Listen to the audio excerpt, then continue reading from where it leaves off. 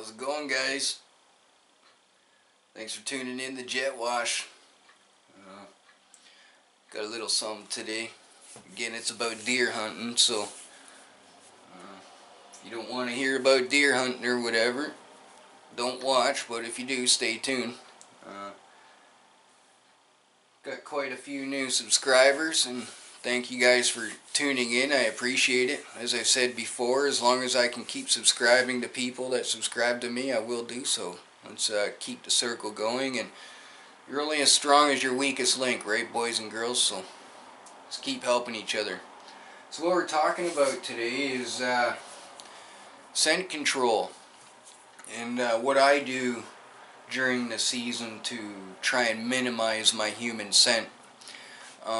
Before we get into anything else and let you know a little bit about white-tailed deer, it doesn't matter what you do to hide your scent, they are always going to be able to smell you. A whitetail's, what they're going to do when they smell you is try to determine how far away you are. So if you can make them think, you know, you're 200 yards away when you're really 20 or 30, that's what you're after, right? So scent control is key no matter what. Even though they're still going to smell you and you're hunting downwind of them and you take all the precautions, which you should do anyways, even though you use scent control system, they're always going to smell you, man. You know what I mean? They're always going to sense that you're there. So with me being a bow hunter, I need every advantage I can get, and I take them. There's a fine lines between, you know, your odds and ends, in other words, becoming gimmicks and stuff, and money grabbers and stuff. We'll get into that in my next video. I'm going to talk about odds and ends of a bow hunter. So what I'm using, if you guys can't see here already, is, don't mind my messy desk, apologize. So I use that scent killer by Wildlife Research. I'm not sponsored by these guys. Again, this is just the stuff I use. It's what's available to me, and I'm sure there's stuff out there that's a lot better than this, and I'm sure there's stuff out there that's not as good as this. This is what I use. I get it in the big kit like this. Comes with one of these full, which is 32 fluid ounces. It's 946 milliliters for the rest of my fellow Canadians. And it also comes with one of these taped to the side of it like this, and this is also full when you first get them. I can't remember the exact price, but I wouldn't give you a price anyways, because I like to get these in the off season when they're really cheap. This here is the actual in the field spray. So what I do is I use this bottle for, you know, I take it with me to the tree stand, and I'll have it full, so, you know, when I get there, any perspiration that I have or any scent that I picked up from swelling or from sweating, I can try and, you know, get rid of with this. I also keep a bottle in the truck. Now, before any of this, you should be having a scent killer shower. These guys do make a soap. They make both a body wash and a bar soap. I prefer to use the body wash just because the bar soap, it's kind of a bit harder to keep, you know, scent free, right? Because it's a bar soap. If you leave it in the shower by accident or whatever, it's the end of it, in my opinion. So I use the body wash. It's, you know, you just flip the cap open, just put some on your hand, yada yada. You know how to shower, and close the lid, put it away, right, when you're done with it. And then from there, at this time of year, like we start on October 1st, I'll be running from the shower, drying off, straight out to the truck in my boxers. And I won't be getting dressed until I get into the property that I hunt at, which is only a 3-minute drive around the corner anyways. So that way I know I'm not contaminating any of my clothes, my hunting clothes, with anything that might be in my truck, like a dog hair or a human hair or human dander and whatnot. And for inside the truck, I use these things. Again, I'm not sponsored by these guys. These are made by Code Blue, or they're called Code Blue or whatever. I don't think they're made by the Wildlife Research Company, but it's just a little, you know, it's a bag with powder in it, and you shake it up. I'm not sure if you guys can see that powder coming off there, but that'll fill up my truck, and then I let it settle. And you know, I leave one of them in my truck as well, and it just absorbs human odors and stuff like that.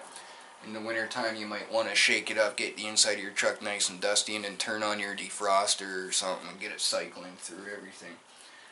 So yeah, I get to the kill zone, and I you know, I get dressed there at the property, and I you know, walk from where I park my truck to my tree stand.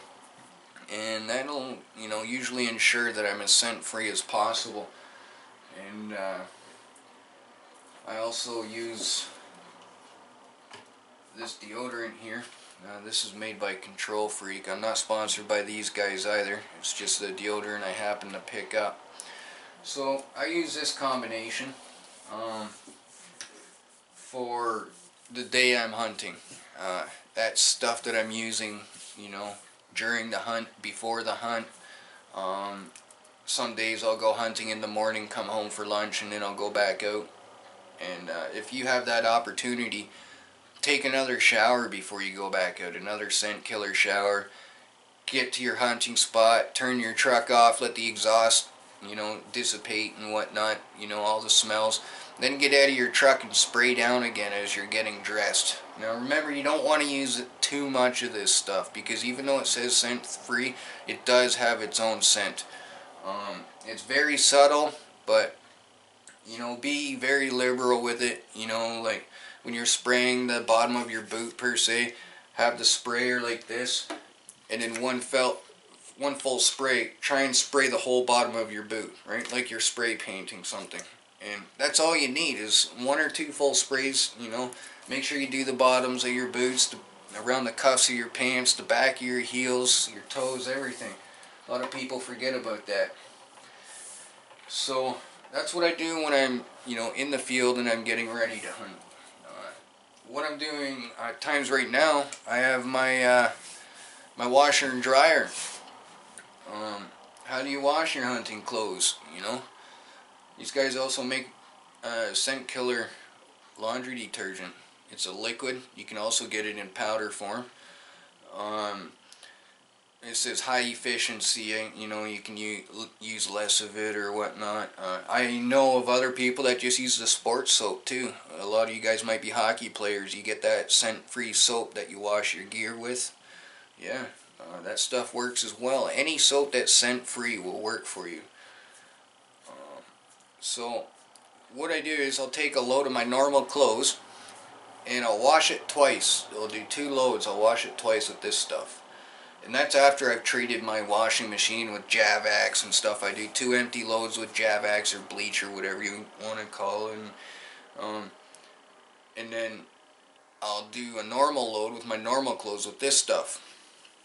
Now, that'll also treat my clothes, and it'll also treat my washing machine and get any extra stuff out of there that the Javax missed and whatnot. And it'll also take the Javax smell out of it.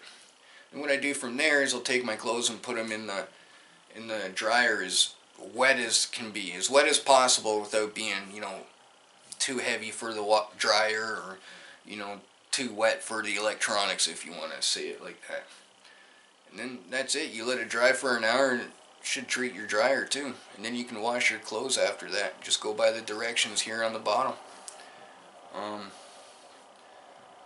I can't say for sure if this stuff works, because you never know. I'm not going to say it doesn't work. I, you know, got my first doe opening day last year, and the 2 or 3 years before that I missed. Like, I've had deer in front of me, I've had deer that I passed on, I've had deer that I didn't shoot because it wasn't legal light yet, you know. So in my opinion, yes, it does work. It's not the only thing I use as far as a scent control system goes, though.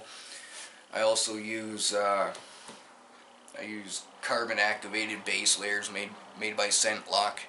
It's a base layer suit. You basically wear like long underwear, and you put it in the dryer 45 minutes before you go hunting, and it activates the carbon in it, and that absorbs your sweat, and it absorbs your odor, and it wicks it away from your body and stuff like that. I got Scent Lock gloves and stuff as well. Base layers are very, very important, guys. You can get basic base layers from Walmart. You know, just plain black long underwear. You know, Under Armour makes them, Realtree makes them, Moss, they all make them. You know, and they all work. As long as you have something to wick your sweat and body odor into, and that's gonna separate your body odor from your moisture that comes off your body. And then that moisture that comes off your body that's scent free now, or scent free so to speak, is gonna wick into your hunting clothes and so on and so on. That's why you gotta dress in layers too, right? Early season, when it's warm, you want to go as light as possible. Don't take a lot of gear with you. You don't need much grunt culls anyways, because you know you don't need to grunt early season this time of year. And keep her light. I got that doe opening day last year. All I was wearing was a ghillie suit, base layers, and I had my bow with me. That was it. And my tag. You know, you should be tagging that animal before you even take a picture of it, guys. But yeah, that's pretty much what I do for scent control.